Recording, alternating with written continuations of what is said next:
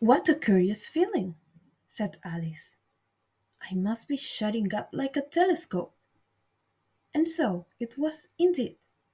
She was now only 10 inches high, and her face brightened up at the thought that she was now the right size for going through the little door into that lovely garden. First, however, she waited for a few minutes to see if she was going to shrink any farther.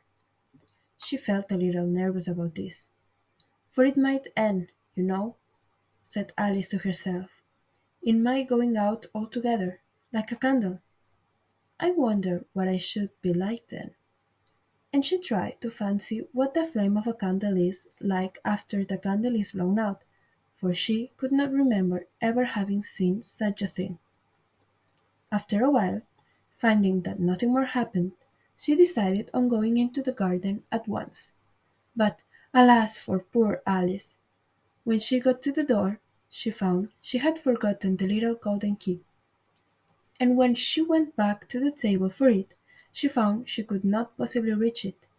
She could see it quite plainly through the glass, and she tried her best to climb up one of the legs of the table, but it was too slippery, and when she had tired herself out with trying, the poor little thing sat down and cried. Come, there's no use in crying like that, said Alice to herself, rather sharply. I advise you to leave off this minute.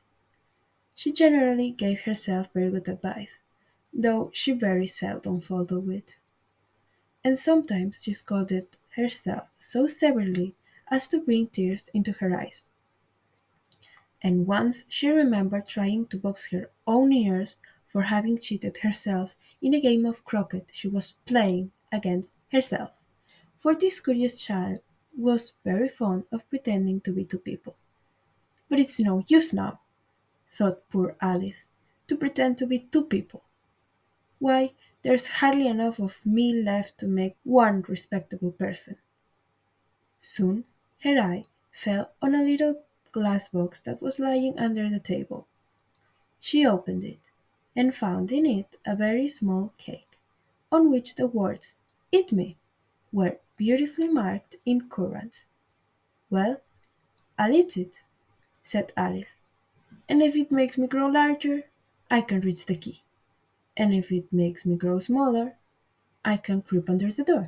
So either way I'll get into the garden, and I don't care which happens."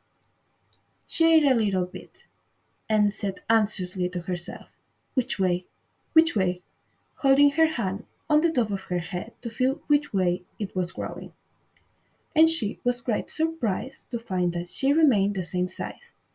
To be sure, this generally happened when one eats cake, but Alice had got so much into the way of expecting nothing but out of the way things to happen, that it seemed quite dull and stupid for life to go on in the common way. So she set to work, and very soon finished off the cake.